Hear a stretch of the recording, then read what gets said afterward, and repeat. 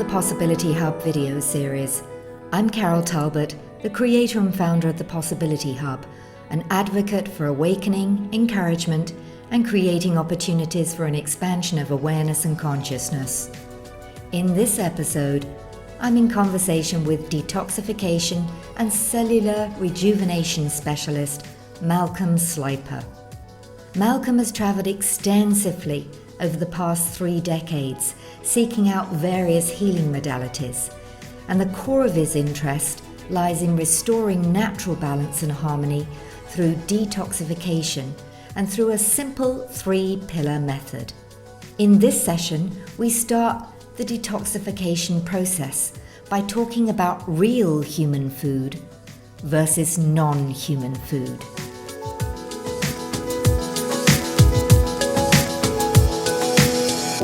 Hello and welcome, Malcolm. I'm really excited about this series around detox that we're doing together, because I'm sure you hear this from clients all the time, and I certainly do with the different sort of streams of work that I do. I get people say, I am so tired, I'm exhausted.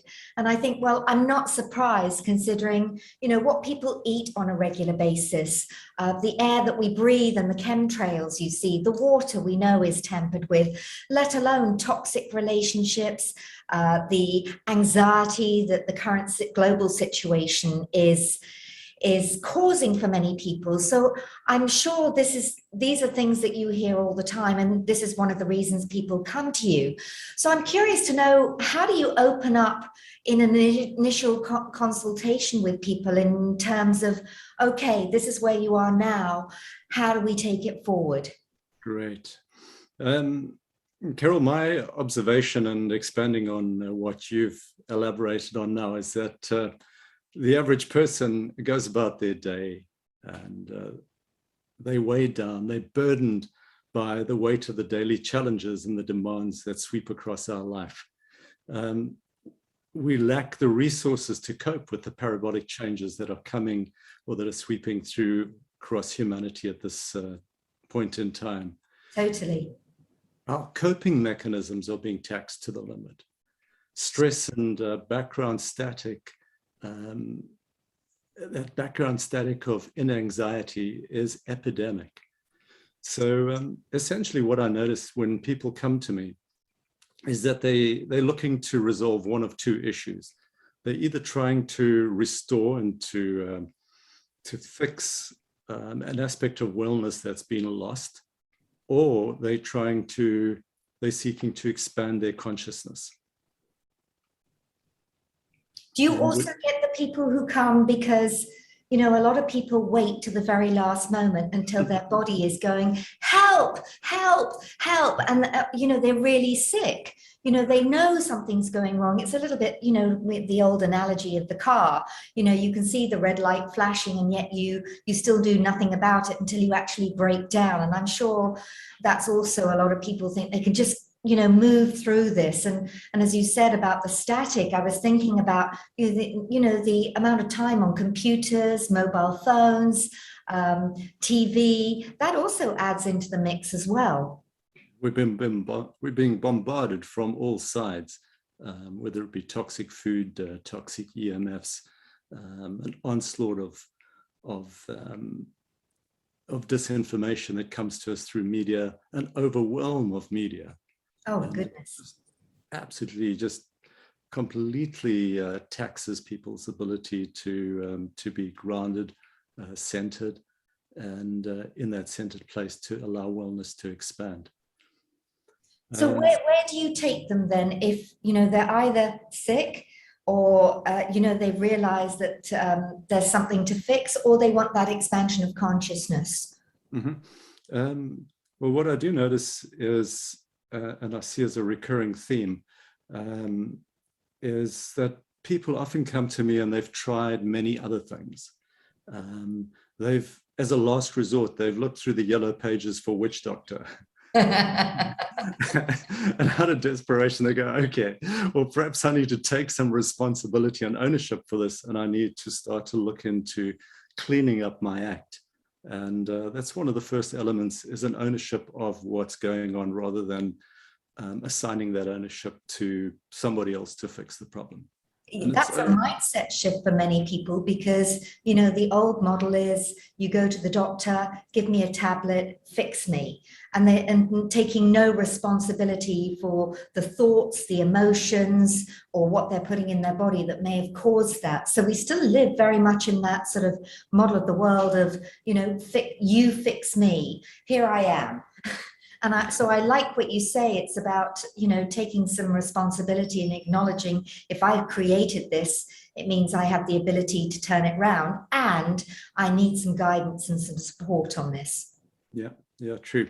The allopathic model is generally based on a symptom-based approach to dealing with problems. So the person will go and see the so-called expert or specialist and present them with their problems, or their symptom, and they'll be given a pill for it. And we know that doesn't work. That model has been tried and tested over a long period of time, and usually this is what happens. They've tried everything and they're realizing, okay, this doesn't work. There must be another way, and there's always another way. And when we turn to nature and we turn inwards, the answers are there. So what is it that you recommend after you've done? So what does your initial assessment involve? Yeah. So when somebody comes to me, I'll spend a fair amount of time talking to them. What I often do is get them to write up an overview or a précis on where they're at, a bit of their history, so that we don't waste time exploring the basics, when I can have a read through and then really get into the core of where we need to be looking at. And then I can question and probe and see what needs to be dealt with. But in essence, there'll be a couple of realms that need to be addressed. So somebody will bring in a history that deals with mostly, the big part is the diet.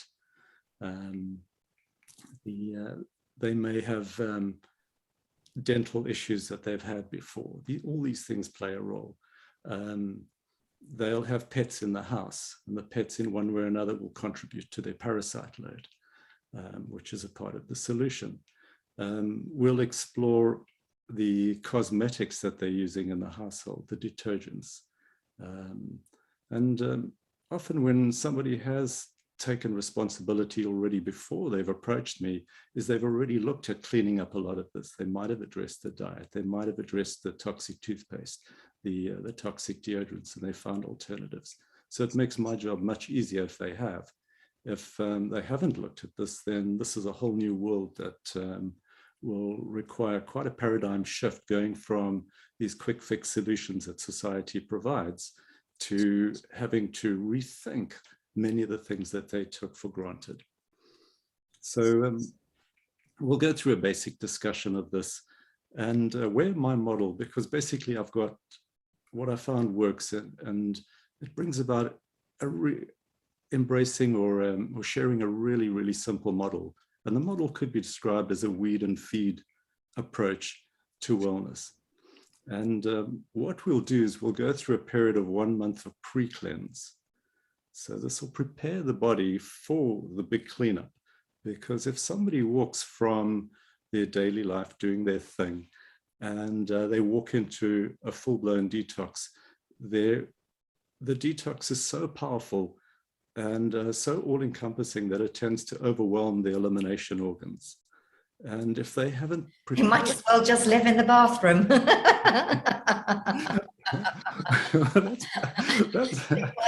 that would, if it was. As we've been speaking, a refuse truck has just gone by. How symbolic. This couldn't be more topical, you know, getting rid of the rubbish. How symbolic, yeah. You know, spending time in the bathroom is the more pleasant aspect, but it's the side effects that start to show up, then run through them. There was a lady that I've been working with recently, and she's obviously embraced the model fully, but she's detoxing at quite an extensive space. And she said she went to a farmer's market a few days back, got there, was feeling so lousy that she turned around and came straight home and went to bed.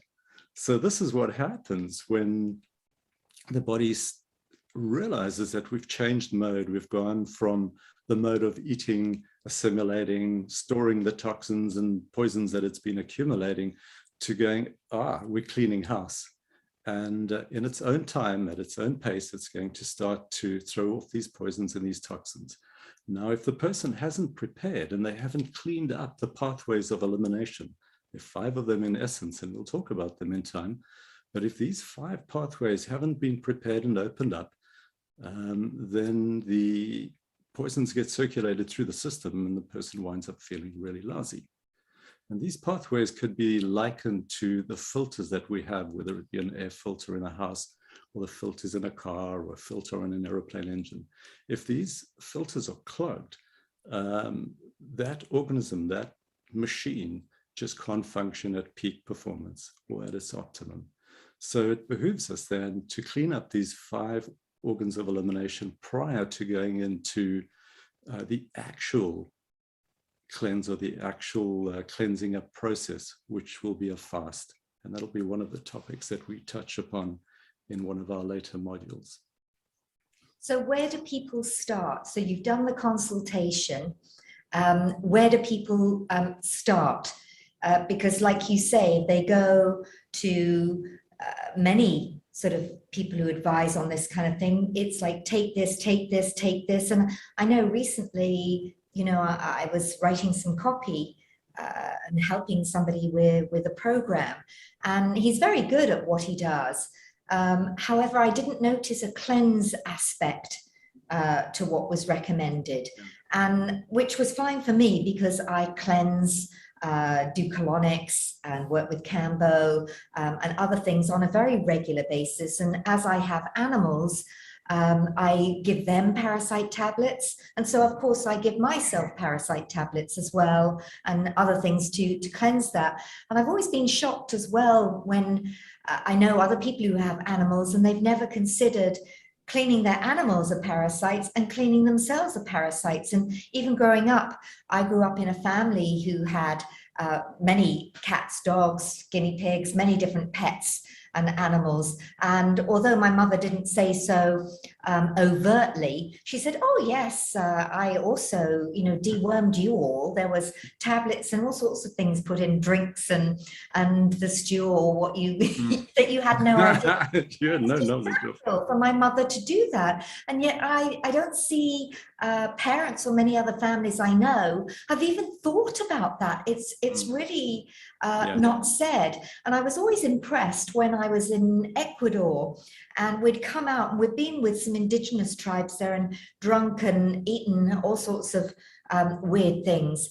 And the guide said to us, look, in South America, you can get some really good cleanse parasite things over the counter. Who wants them? And I was like, yes, please, because when you've been in places like that, I mean, you know yourself, you've been affected quite badly. It's when we came across each other, you'd been impacted quite badly by sort of a particular type of parasite, and to sort of get rid of that on traveling and trips like that. So to me, that should be a sort of the cleanse and sort of decluttering your system. But I like the way you say opening up the 5 organs of elimination, because again, I know people who do not eliminate on a regular basis. I remember going to a place in England I often go to for a colonic, and she said she had somebody who hadn't had a bowel movement for 6 weeks. 6 weeks! Yeah. Still eating. My question is, where is it going? Well, it's rotting in your stomach. Yeah. But honestly, even a day for me, I feel, and I don't eat particularly heavy food, I'd feel bunged up particularly. So, I think you've got a point there. We don't think about opening up first the elimination channels so elimination can take place. Yeah. So is that where you start? Well, people get focused on eating healthy food and cleaning up their diet. But there's no point in taking in all this healthy food if the machine itself is clogged up. Yes. Because all you're doing is you're recirculating your waste. And if, as you say, if you've got parasites in there, well, you're feeding them too, and their waste They're products. going, yay! Bring it As I on. like to say, yeah, we're not as far up the food chain as we'd like to think we are. And in fact, many people are running around being parasite hotels. So yeah, if we turn to where we start, there are basically three components. We need to clean up what we consider as food, and I'll touch on that in a moment. We need to clean up these pathways, these 5 pathways of elimination. The third aspect, or the third part of the pillar of this philosophy of mine, is to clean out the possibility of human parasites. So if we go back to the first part, which is the concept of diet, we've got to take a step back and look at what is a real human diet, as opposed to what we find all around us. And to get to the heart of what we can consider what I call true human food, is to look into the animal kingdom. And if we have a look around and we consider which other animals that are wired more or less the same as us, DNA-wise are very similar to us, we have a look at what are their species-specific diets, we'll sort of get a better idea as to what our true diet should be before we came along, invented fire, and we started to change things. And as much as people don't like to acknowledge this, we are anthropoid primates, and we do fall within the animal kingdom, within the ape species. And if you look at the orangutan or the chimpanzee, their DNA is very, very, very similar to ours, which gives us an idea that what they're consuming could possibly give us an idea of what our true human diet is. So if you go and look, bananas. I love bananas. I really love bananas. Have to have a banana every day. It's really interesting here, Carol, because if you look at a chimp's diet, their diet consists of about 49% fruit, 50% green leafy veggies, and about 1% of insect. Now, I'm not in any way endorsing that we should be out there sniffing out and munching insects. It's just that these insects happen to be opportunistic, and they were on the fruit or the green leafy veggie. And this also is different from, what people see as the normal food or, protein, carbohydrate, whatever pyramid, which personally I find a little bit dated and inaccurate. And you probably agree with that. Yeah.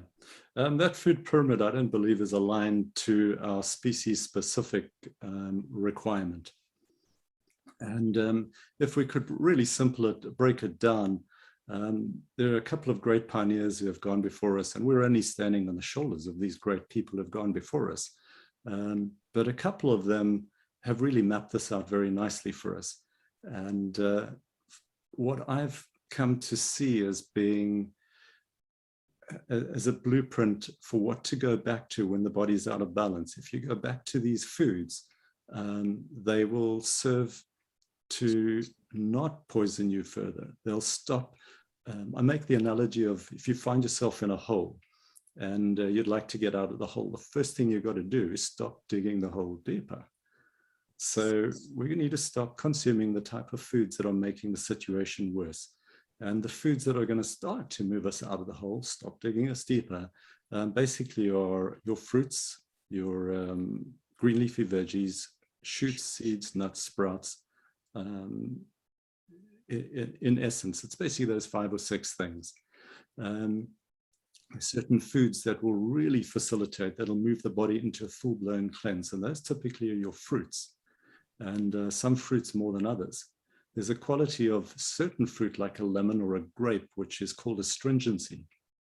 And the quality of astringency is where that fruit has the ability to pull the lymph out of the cell, in other words, waste products out of the cell. So a way that we can see that happening is when you put a piece of lemon in your tongue or in your mouth, and it gives you that puckering feeling. That's what it's doing at a cellular level. It's pulling that junk out. So going back to your original question, what are those initial things somebody should be doing? The first point is addressing the diet, moving towards a food that's going to help and heal us as opposed to a food that's going to make us worse. So we're moving towards what we call these human foods versus non-human foods. And those were the 5 that I just mentioned.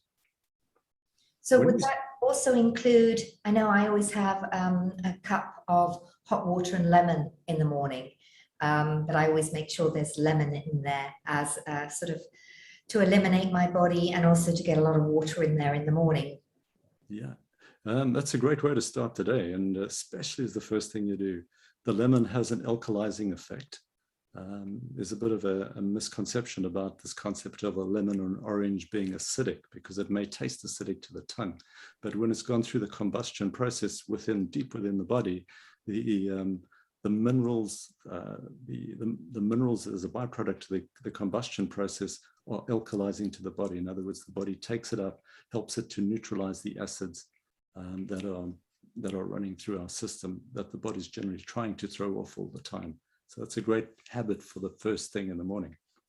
Now, how do people respond to this first stage of, not digging the hole deeper, as the metaphor that you gave us, and going more with the fruits, green leaves, sprouts, things like that? Because for many people, it's carbohydrates that gives them that full feeling, or I always like to say to people, what are you really hungry for, and what are you filling yourself with food when there's maybe some emotional needs or something else.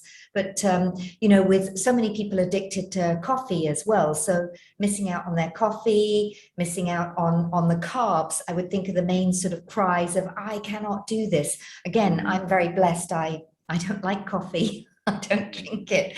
So that I'm very blessed that way, what I like and what I don't like.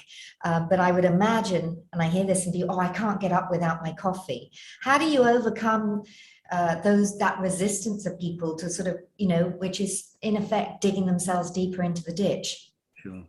The end of the day, somebody has to ask themselves, how badly do they want to heal? So if by the time they've got to me, they're in quite a bad way. And our way out of this is to educate the mind. Once the mind really understands that the vices or the things that they were doing is what got them into this place in the first place. Once that understanding and that aha is made, that comprehension is there, then the movement towards the better food happens, or that transition towards the better food becomes much easier. And it opens up at least a crack, just a crack of curiosity to say, okay, I'll give this a try for 2 weeks, 4 weeks, or 6 weeks. And once we have that little crack in the door, it's very often enough to create the momentum that starts us moving towards the change. If they're not prepared, and there are two approaches to this. If they're not prepared to give up the foods, well, then we've got to ask ourselves, well, how badly do they want to heal? And perhaps they're not ready. And they should come back when they're good and ready. But a softer approach to that would be, well, let's change what we can today. Let's, if each day we can do something a little better than yesterday, and each week that goes by, we do something a little better than the week before, and each month a little better, slowly we start to change the trajectory that we were on to a better trajectory. But it's by and large that knowledge, that knowing, and that understanding that these foods, these habits that we've had in the past were what got us to where we are today.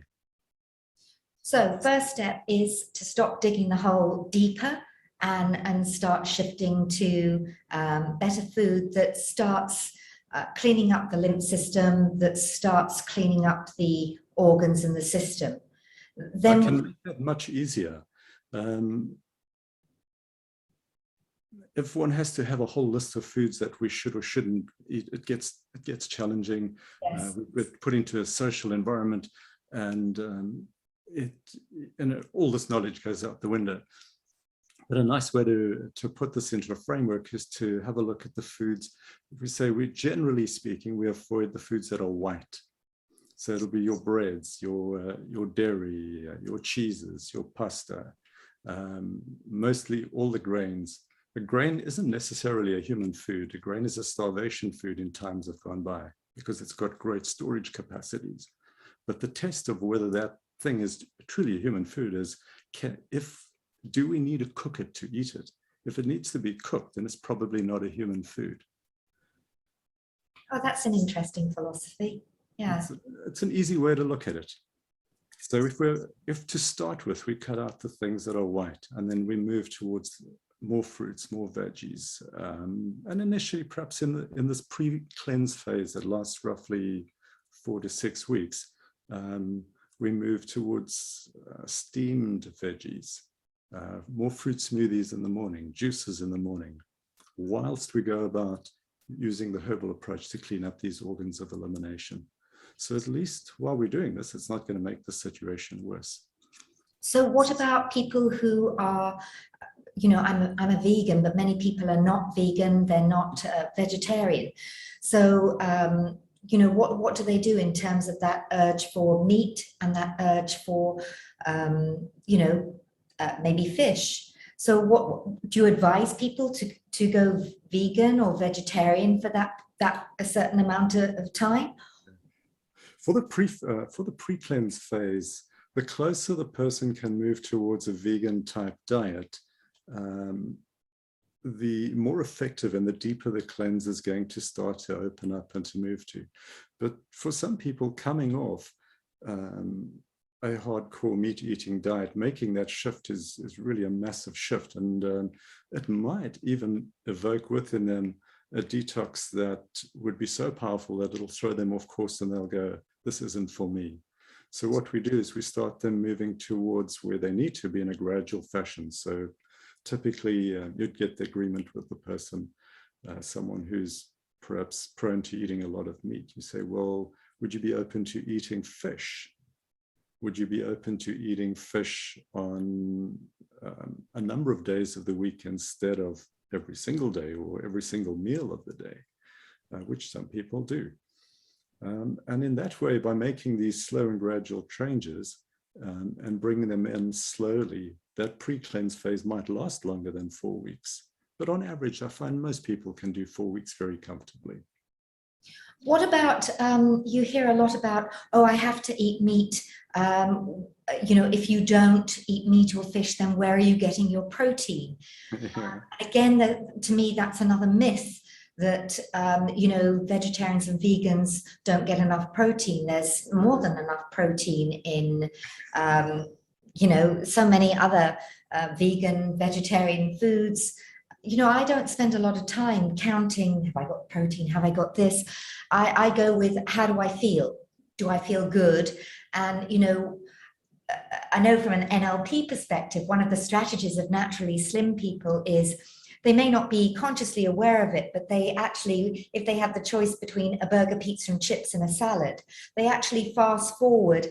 Is this going to make me feel sleepy and sluggish later, or is it going to make me feel energized? So it's very easy sort of, parents always say, oh, your eyes are bigger than your tummy kind of thing is something I heard when I was a child. So it's very easy to get swayed by the burger, pizza, chips. And then you notice you start to feel sluggish. So I would also imagine in this initial phase that, it's awareness. How do you feel? And what do you think about this protein thing? Do you also believe it's a little bit of a myth? I find there are two myths that I encounter directly with people who are starting on this path. The first myth is the protein myth, and the other myth is the myth around sugars and fruit sugars. So my approach to detoxification comes as an advocate of juice fasting, of consuming fruit, and basically I find that a fruitarian kind of diet, a predominantly fruitarian diet, will get you the results you're looking for. But the resistance that's thrown to me is, well, what about all the sugars that are in the fruit? And this is just based on misperception and myth. So going back to your myth about animal proteins and where do we get our protein from? If we go back to man's true anatomical diet, which I believe is fruit, because the fruit is a cleanser. But if you take a certain fruit, let's take a mango as an example, and you break up its consistency, my favorite, 80% of that mango is made up of carbohydrates, 10% will be protein, and 10% fat. And this 80-10-10 ratio is probably very close to the true requirement, the fuel requirement that our body needs. Our brain needs a high amount of simple sugars in the form of the carbohydrates. So all the carbohydrates that we do consume will wind up being broken into simple sugars, primarily to run the brain, or to fuel the brain. 10% of that will be a protein. And the bad news for these meat-eating people is that that protein, that cow that they eat, that chicken, or whatever the protein in, doesn't become the protein in their muscles. The body breaks it down and through a chemical process rebuilds it through the amino acids, builds it into the building blocks that it then uses to rebuild the body. So if we take something like an elephant or a rhinoceros, and we ask ourselves the question, well, where does that animal get its protein from? It's definitely not out there eating other carcasses. So our bodies have the capacity to build the protein in just the right consistency that it needs if given the right building blocks. So when we get it from an animal source, it's a second-hand source, because it's got to break down that protein into the various compounds and then rebuild it into what becomes muscle or wherever else that protein is embodied and used. So I'm so glad to hear you say about that protein thing, because I often get people say, oh, you need more protein, you need this. And it's like, no, I think I'm okay. And I also believe on the fruit thing, you know, especially because, you know, here in the Middle East, we have such an array of different fruits from different parts of the world.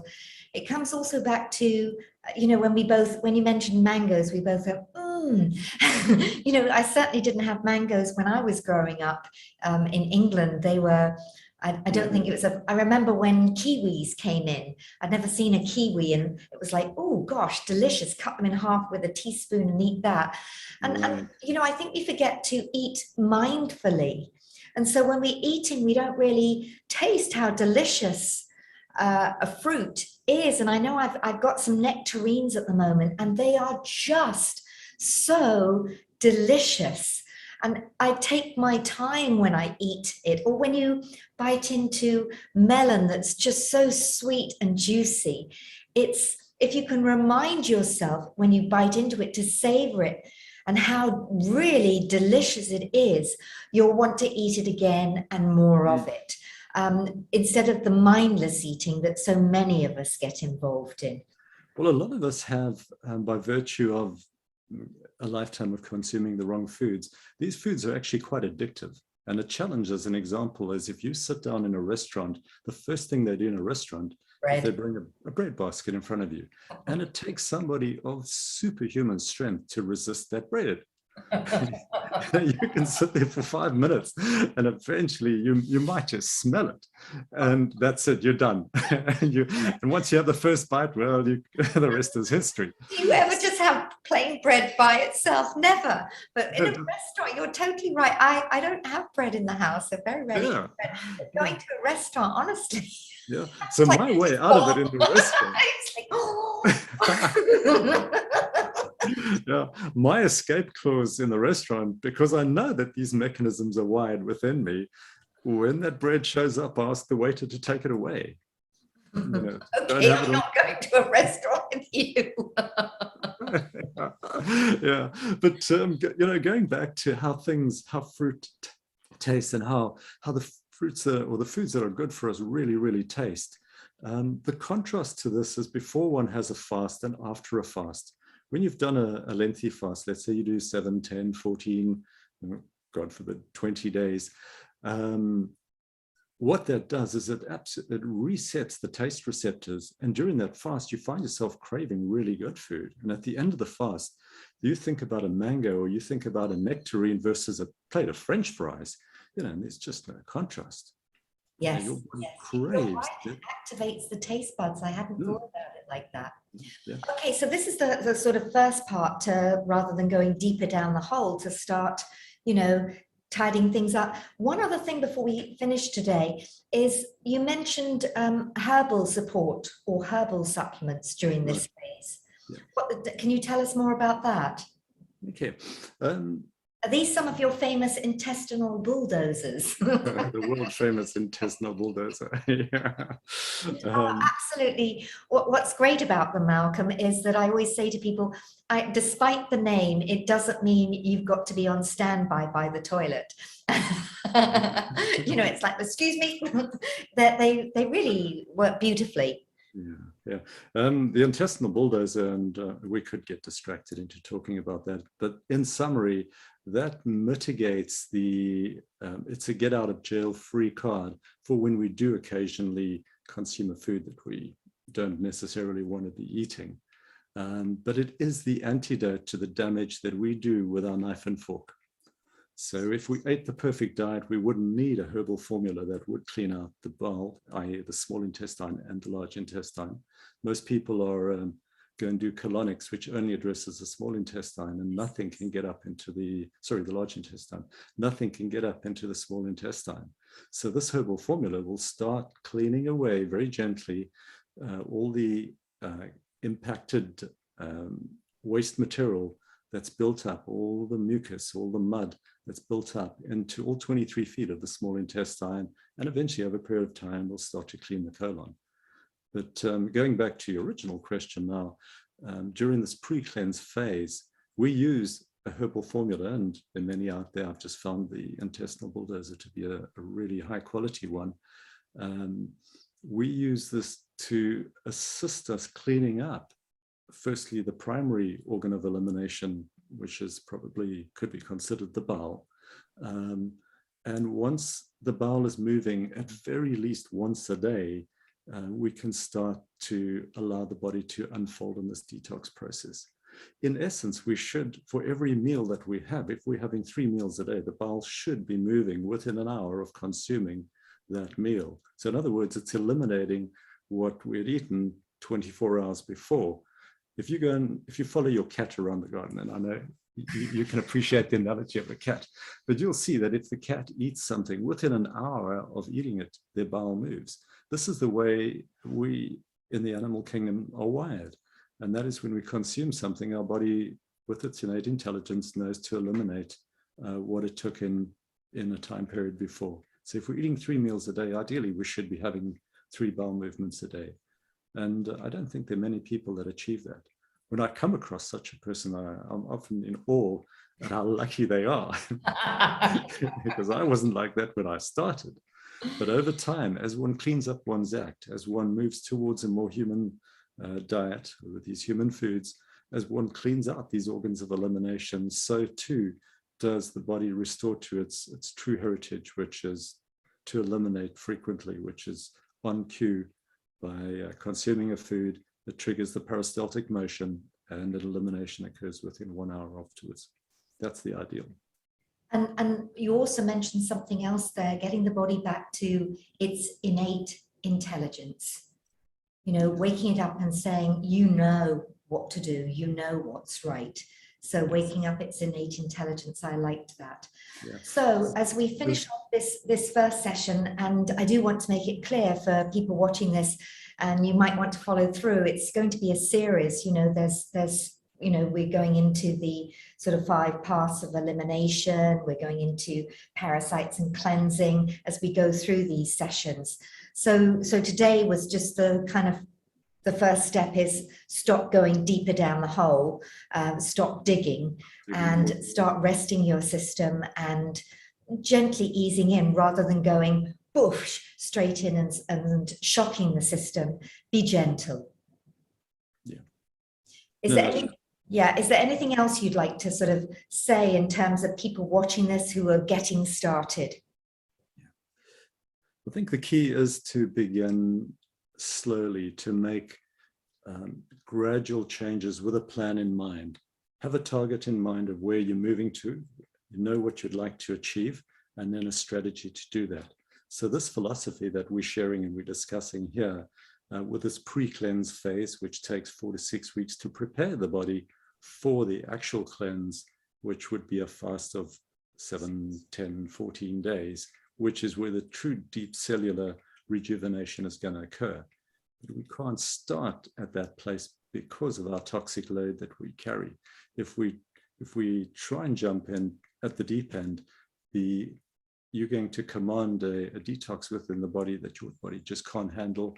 And you're going to go throw up your arms in despair and go, this isn't for me, this isn't working. And you go back into the yellow pages and look for another solution.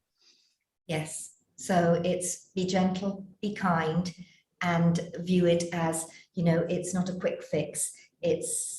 I often think about the word diet and has so many negative connotations, but really the true meaning of the word diet is lifestyle. So it's about moving into a different lifestyle and a different way of being. So that's beautiful. And a different way of viewing what we consider to be healthy, what we consider to be food. And that only comes through education, and with the education comes experience.